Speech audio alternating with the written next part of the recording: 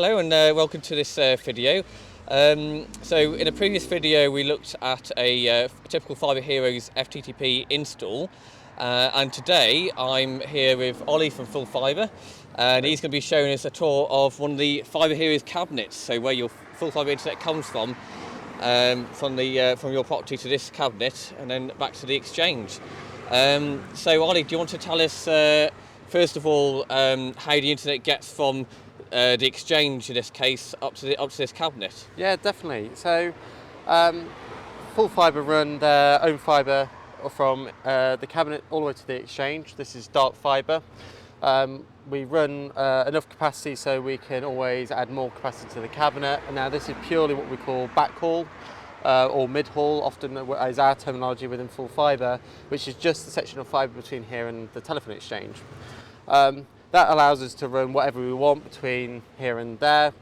As it's dark fibre, we can run multiple wavelengths, different colours of light at different speeds, anywhere from 1 gig to 100 gig, plus if we want to go 200 and 400 gig.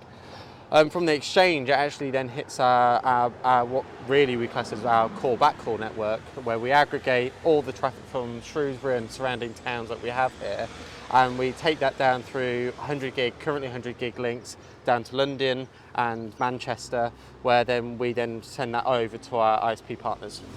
Cool, awesome. So we've got, I'll show you some pictures. We've got these chambers in front of us. Yep. Obviously these are chambers that you put in. Is this purely just to bring the sort of the incoming fibres in and to manage it into your cabinet? Exactly that. So our fibres all come from different directions of the town. So often we work on a north, east, west, south kind of compass. So we'll have a leg of fibre going that way, a leg of fibre going that way, another fibre going that way, and often we use a 288 or 144 fibre to go in those different directions. At that point, which gives us a lot of fibre capacity to add new properties or new MDUs or other things. That all comes into this chamber here, where then we splice in fibres into the cabinet behind us, which then allows us to connect to those individual fibres to different areas. And the reason we put our own chambers is it's a security of our own facility. We don't have other ISPs going into our chambers. Cool, absolutely. And obviously, when you're building your network, so the route from here, say to my house, yep. That would be, obviously you use mainly OpenReach's ducts and chambers infrastructure. Yep. So what would be the typical journey, say, from the cabinet to a typical house that sort of serving? Yeah, so what we do is, what we have in here is called an ODF bay. That is where we put in our patch panels, and each one of those ports can serve up to 64 customers. For that's a chosen one we have. We can lower that down depending on contention and stuff, but it goes from that cabinet physically into this chamber here. In that chamber there is a joint, we call it FTP, where we splice that then into a spine leg, which will go towards your house, right? Yep. So let's say you lived in that direction over there. Yep. The fibre will come out, and what we end up doing is splitting off different elements of that fibre on different joints and FTPs along the way to serve different premises along that journey. So what we might find is we go, just making this up, there might be a joint in that 6 box over there where we split off an element of that 288, put a splitter on there, which will then go to each CBT on the top of the poles, and that then will serve each premise. So out of each one of those 1 to 32 splits, each one of those is a customer we could serve, and they then go on top of the poles or in chambers, which then we can connect each premise to. At that point, your other video showed how you get that connection in. Absolutely, yes. It could go through multiple joints on the depending how far you are. It could go through multiple different joints on the way there, but that all depends on how far away you are. Excellent, thank you.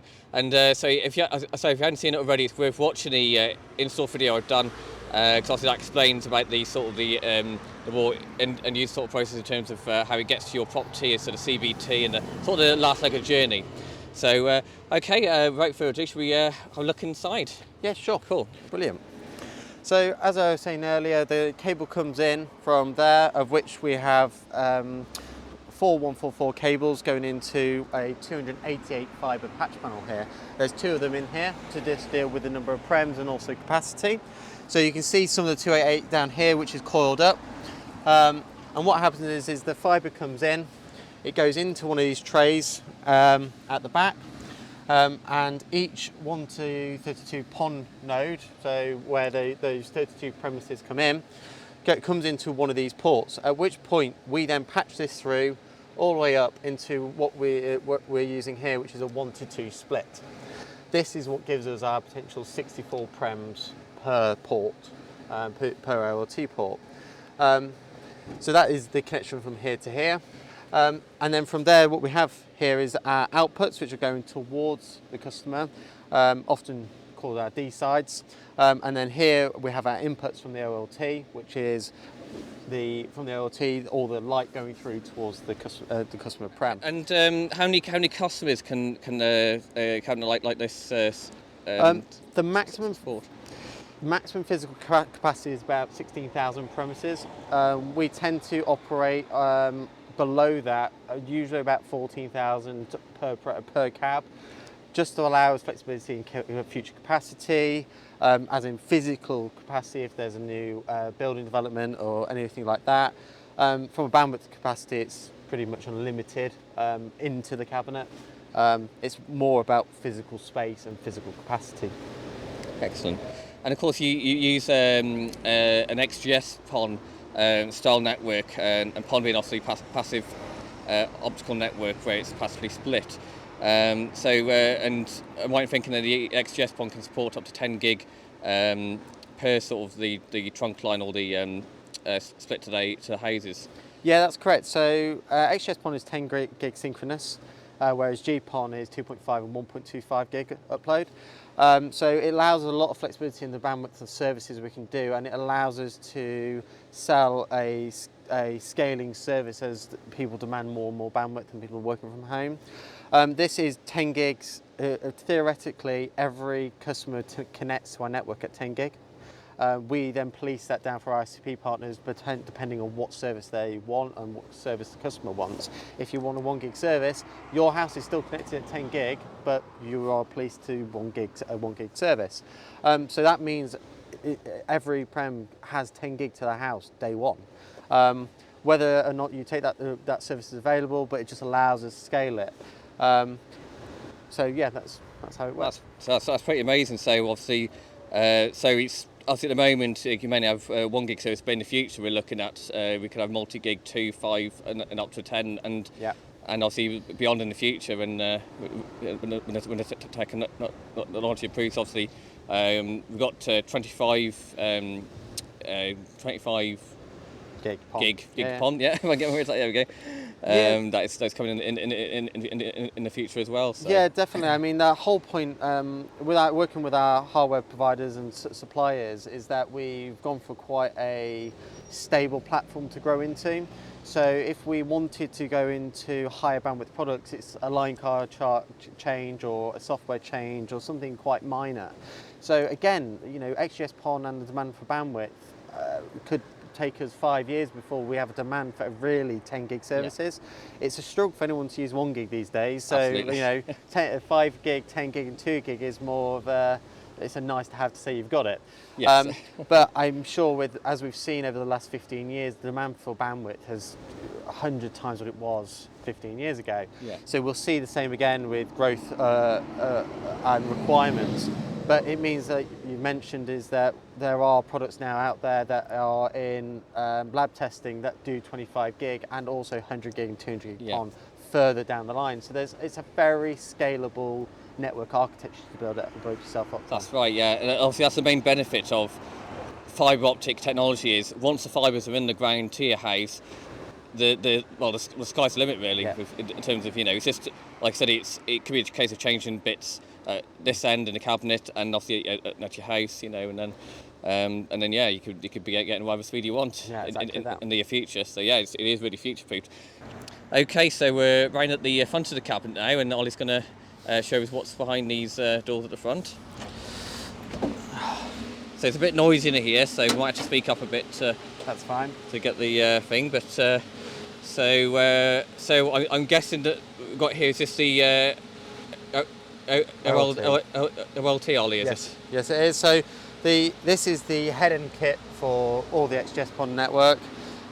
This is what gives all the premises light, and each one of these fibres can handle our defined 64 customers or whatever we want the split ratio to be. And each one of these optics in here is 10 gigabits enabled synchronous XGS-PON optics. They can take 16 line cards in there of XGS-PON, each with 16 ports, which gives us around about 16,000, I think 16,480 odd prems max theoretical. And then we also operate our all our Nokias in like an active standby scenario, or actually in this case active-active. Which means that we can always have a failure event of a line card and it won't take down premises around, but also means we have 20 gigabits connectivity into this particular cab here. The other thing we can do is connect this up at 100 gig and 25 gig if we wanted to, if the capacity required it to be like that. This is the critical part, obviously, of providing the internet to a lot of customers, all of which go into these very neat hydras, which nicely dress everything in and into the splitters on over there in the ODF bay. Excellent. And you're saying so in terms of the cable management, obviously you have it all cabled and ready for up to 16,000. Even if obviously today we won't be using anywhere near that, but it's obviously you sort of do that sort of, I suppose, like a future-proofing type thing, isn't it? Yeah, it's very much so. So all the cable management in here is built to handle the maximum capacity of the coverage area for this cabinet. So looking at this cabinet, just off the top of my head, it's probably built to deal with 14 to 15,000 prems. And that just means we don't have to do running cables every single time we want to add a new line card. What we do is add line cards as we need the capacity growth.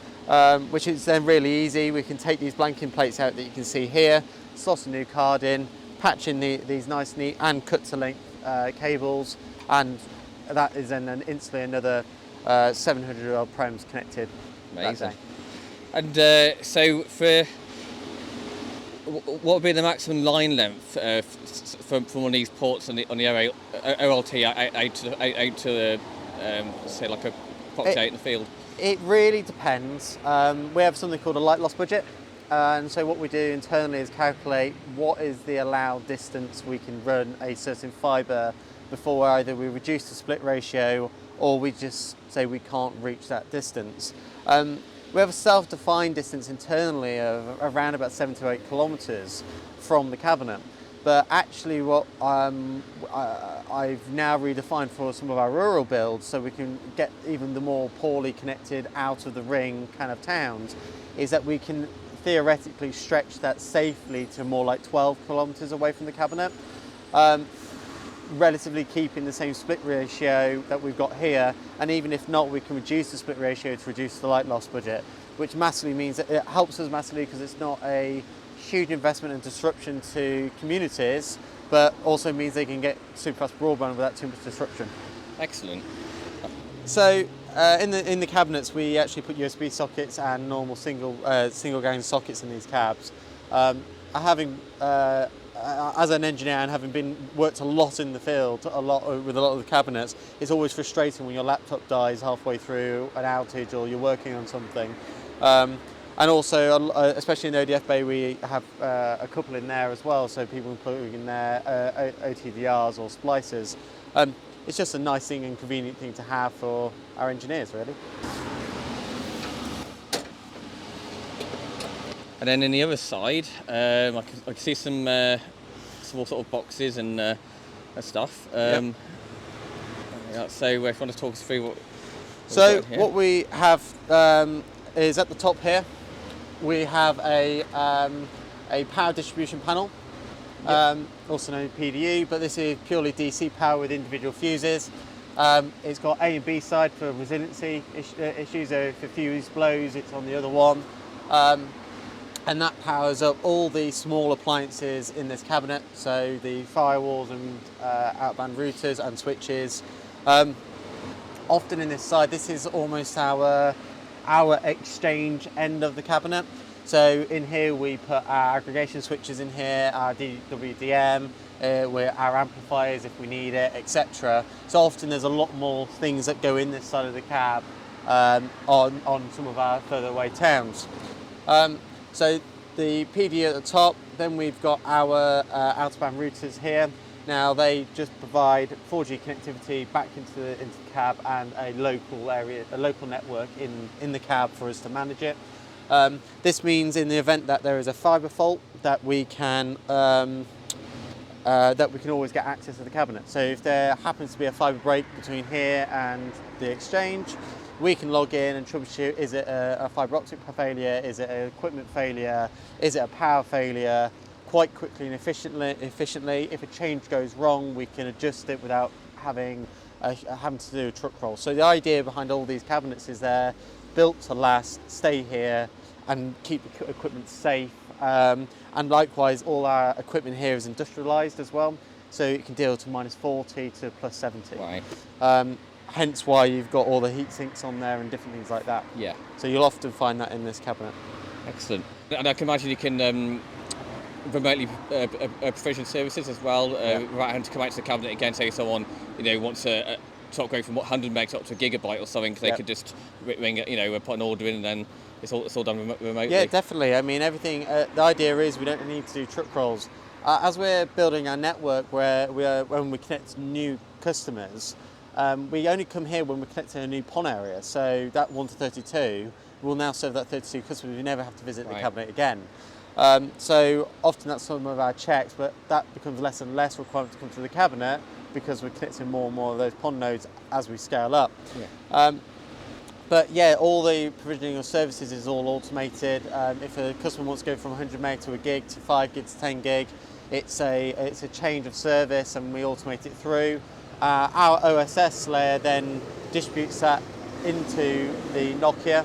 So the Nokia in here will automatically reprovision that service and reprovision the ONT. Excellent. And obviously the Nokia is the make use of the OLT, isn't it? Yes. As well, yeah. Yeah.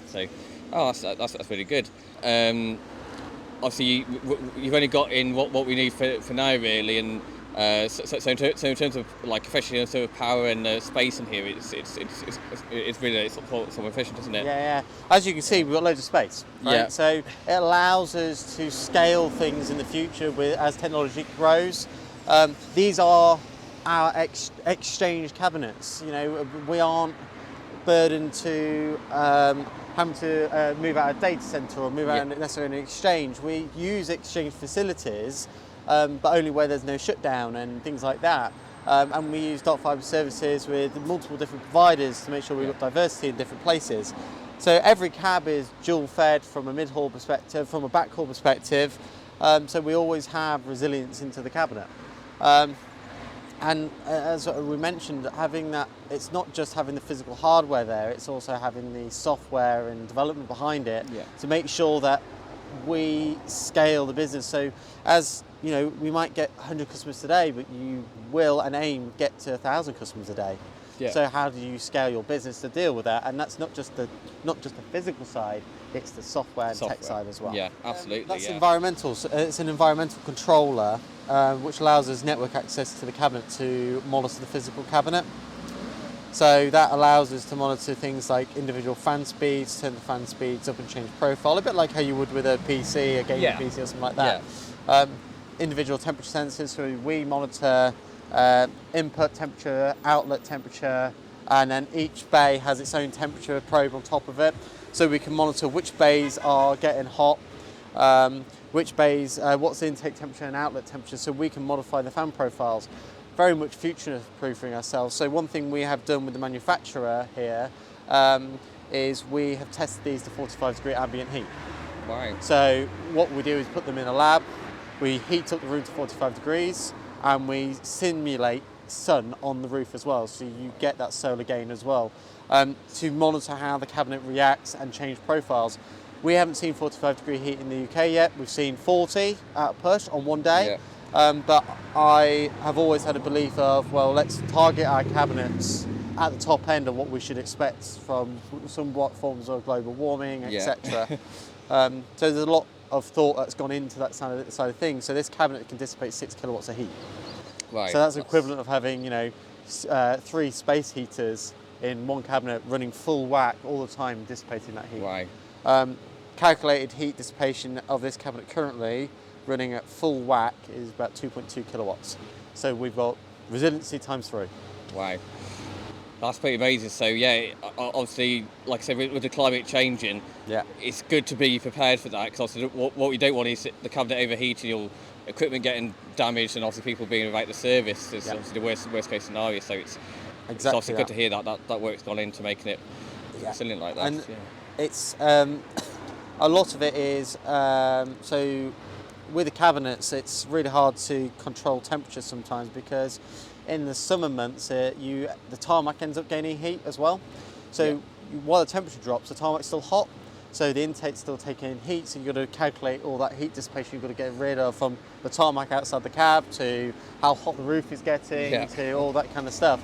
And slightly controversial, but a lot of it's an interesting fact is that for example, a grey cabinet will dissipate 20% more heat. So you run the fans less. It's actually it's the reflectiveness of natural colour. So if you have a white cabinet, if you go Isle of Wight, all their cabinets are white. Right. And it dissipates about 20-25% less. It gains less heat basically from solar gain. Yeah. Whereas if you have a dark, similar to a car, darker car, it gets hotter inside. Yes. But due to the sensitivity of different areas and different regions, people don't want a big grey cabinet on the corner. It doesn't go well with the foliage around. It just means you end up with a slightly hotter running cabinet. Yes. So you end up with higher fan speeds to dissipate that heat. But all our cabinets are also double insulated. So you've got an outer 3mm steel on there, an inner 3mm steel on the inside, and then a completely insulated all the way down, top to bottom. Wow. Every panel is like that. And so that also slows down the heating curve, and also a cooling curve as well. So the cabinet doesn't get freezing cold, and it doesn't get boiling hot. Yeah. It takes a lot longer to get to that point. So we talked about so obviously you tested it to plus 45 degrees Celsius. Yep. What's the lowest temperature it could work down to if you had a hard winter? Theoretically, we wouldn't want to go below 5 degrees. Near enough all our hardware in here is industrialised, so it can deal up to minus 40 plus 60, maybe 70 in some cases. Not that you'd want your hardware getting that hot. It's really bad for silicon to warm up rapidly and cool down rapidly. That's right. So hence again the insulation slows that curve down, so that doesn't happen. Yeah. But of course our batteries shouldn't go below 5 degrees. So what we actually do is we have heaters in the battery bay. And that just keeps the ambient temperature just above 5 degrees at all times. Yeah, so. I see. Yep, that makes sense. Thank you.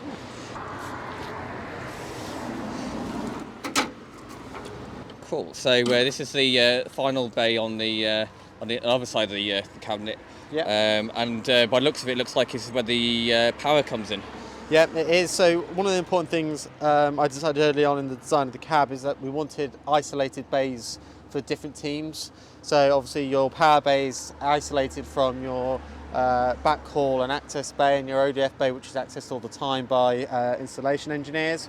So in here we have our mains feed coming from the ground, which is AC, through a normal standard meter that you would have in your house. At that point it goes through a mains or generator switch in the middle here, and that means that we can always, if they're in an event of a power failure, we could switch this onto generator straight away with no other changes. We just plug in a commando plug and run the cabinet straight off that. This then goes up into this here, which we call a rectifier. Now this rectifier then provides our PDU and our OLT with power, but also provides power to these lithium batteries. These Polarium batteries theoretically can keep a cabinet, on paper, keep a cabinet running for about 5 hours. However, in the lab, I've had them running for 7. Wow. It is a theoretical load of 5 hours based on a draw of 2 kilowatts from the cabinet at full whack. A lot of these cabinets aren't operating anywhere near that, so peak usage, 5 hours with no power anywhere. and on average now I'm seeing about 7 hours on a lot of these cabinets. And we chose to go down this route. It's a more expensive route for us to go, but it reduces the space massively, it's safer working with them, and you get a lot more information from them as well, and you get that a lot longer and predictable runtime as well. Yeah, which is obviously important, you know, 'cause obviously going from like the traditional like old analog phone lines and to a full fibre service, if the power goes out, then obviously yeah, it's good to know that you can keep the cabinet going. Obviously, like I touched on my website before, if you obviously your ONT at home and your router and your computer, obviously you'll need your own backup at home if you're wanting to keep your own stuff going. But it's good to hear that obviously these cabinets can keep going for a few hours as well, which is. It gives us enough time to get here with the generator. I see. So you bring a generator out if it's going to be like a prolonged. Exactly. Yeah. Okay. Oh, that's interesting. Like I said, these cabinets are sort of our exchanges, if you worded that. That's how important they are, especially that middle bay there. They feed other towns. It's not just the one town. In the case of Shrewsbury, this only serves this one part of Shrewsbury. Yeah. But if you go to other towns, we use those as our critical exchanges rather than relying on having things in open reach exchanges all the time. So we have it in our own cabinets. So it's really important to us to make sure that we have really good network resiliency and reliance. So like I said, at peak usage, 4 or 5 hours usage out full peak, which gives us plenty of time to get here with a generator, plug it in, power it up, and that's as long as the generator is running, really. And often with a lot of power outages there, in my time over the last 10-15 years of working with cabinets, it's very rare to have a prolonged outage. Yeah, because it is very rare. It's really rare, and usually it gets fixed within a couple of hours. Yeah. Unless, like recently we've had some big storms across the UK, unless there's big storms like that where, the different DNOs are struggling to get out and there's a slightly long delay, it's really rare to happen. Yeah. But either way, it means that we have something there to keep us going and enough time to react and get out here. Yeah. And then our rectifier at the top here, this actually contains, these are actually the rectifiers here. Each one of these is 2 kilowatts of power. And if you noticed earlier, I said the cabinet pulls 2 kilowatts of power. Yeah. So this could theoretically easily run off one of these rectifiers modules here. But the idea being is, of course, if it is throughout a prolonged power outage, you need to charge these batteries here. Each one of these batteries can pull 150 amps DC, which is huge. Yep. To give you an idea, that's about 90 amps AC, give or take, off the top of my head. That means there's a massive inrush current. So if you have a big power outage, there's a huge inrush current, you could end up with a case of one of these rectifiers potentially blowing in that scenario because of the inrush. It does happen. But in that scenario, you've not just got 2 rectifiers for resiliency, you've got 3. So you can deal with that power draw coming in, plus have 1 failure. The idea is here, we don't need 6 kilowatts of 6 kilowatts of power in here. We need 2. Yeah. At peak, and we've scaled it so that we don't have that problem. We have plenty of. It's about reducing truck rolls and issues where we have a huge outage over a big town. We can deal with it and fix it in hours without any impact. Yeah. That's pretty much this bay as it is. Yeah, that's good. And then obviously at the bottom we've got obviously that's looks like a standard sort of consumer unit, and I imagine that's oh yes, obviously switch over if you want to switch over from the main to the generator run. Standard AC consumer unit with our CPOs in there. Yeah. And then in here is just a standard DNO connection with 100 amp fusing, meter, isolator switch. And the idea of this is that we can pre-deliver the power before we land the cabinet, which means we can, when we land the cabinet, we can commission and make live in the same day. Oh, that's really good. Because the power's there. Yeah. So, yeah. Another thing coming with these cabinets that we're deploying soon is a product called iLock, which actually allows us to use our phones to open the cab and audit the cabs. Oh, right, that's so it uses NFC, so it's powered by your phone. Yeah. You can put your phone to it, and that is your key. So instead of me manually having to go around with a key and distributing physical keys to everyone, it means that we have an audit trail who's going in the cab, whether they're allowed in that part of the cab, we can restrict that, whether they have a work order in place to access that place as well. Yeah. So that's another major thing that's coming through to us that we're actively deploying now. Oh, that sounds good. So yes, obviously that obviously be good for. Obviously, like I said, it saves on to our physical keys, and obviously you can lock down the security. So for engineer rent rogue, you can just lock their access at exactly that. Right at that point, you know. Exactly. Like the hand to cut a key or something. Yeah. So obviously on the subject of the physical, so obviously we talked about a lot about the inner components and the technical side of the cabinet. So we haven't talked about the physical aspect of it. So how are these cabinets sort of built? Because you were saying obviously before you touched on it, they were sort of built in lots of sort of stages. Yeah. So obviously you said the power goes in first. Yep. And then, because I remember actually, because I came, I'll show you some pictures when I came when this was being built, and I did see obviously the power came first, and then I saw this sort of like a tube, yellow, like a yellow cover, sort of thing, which I'm guessing is the sort of the base of it. I'm guessing. Yeah. So once we identify where we want to put a cabinet, we build the main route, and the route goes in, and it's concreted in. We also have conductive concrete put in there as well for a main, another earth point. So in event of a power cut or a cables cut, like a power cut, you have no continuous earth. Therefore, it could be a danger if there's a fault in the cabinet, etc. So we have that. And then you have the power pillar that you saw earlier. And then you also have the yellow top hat or cover on top. And that is just purely to make sure that people don't... so you can see it until we land the actual cabinet over the top. So then the power's delivered and the meter's delivered. And once that's all done, we take that top hat off and then we land this over the top of it. Oh, right, yeah. I guess for the main shell, I'm guessing you have to bring it on like sort of a lorry and... is it sort of craned in, is it? Or? Yeah, so it's something called a HIAB, and we HIAB or crane it onto the plinth. Our suppliers actually land the cab for us. I've worked with them closely over a number of years now, and they build the physical shell.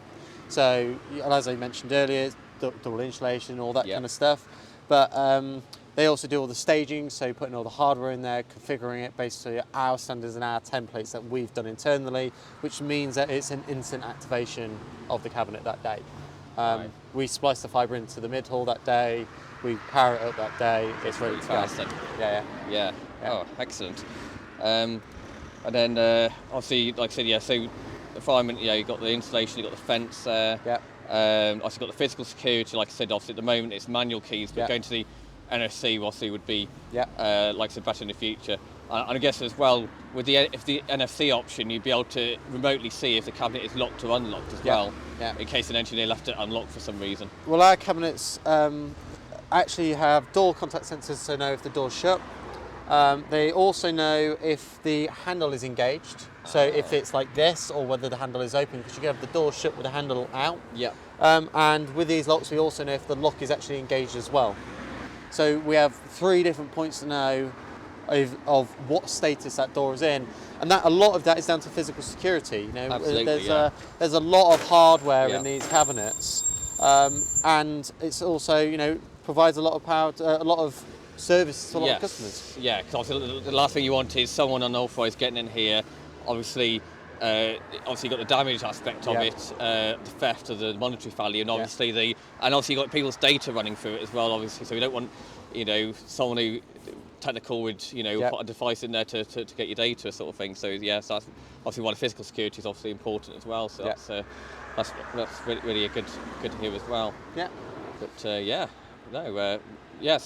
thank you for showing us around this cabinet. It's been really interesting, and I hope you sort of enjoy watching at home. Obviously, if you have any questions, put them down in the comments or send us an email. And obviously, check out the Fibre Heroes website. That's fibreheroes.co.uk. I'll put that up on the caption. I'll put it in the link in the video description as well. Because obviously, your Fibre Heroes are building across the UK as well. I think it's at 500,000 premises you're aiming to serve by 2025. It's a thing. So they're live in quite a few areas at the moment. So check them out. And also check out my website as well, FTTP Pro .co.uk. So yeah, thank you for watching, and I'll see you in the next one.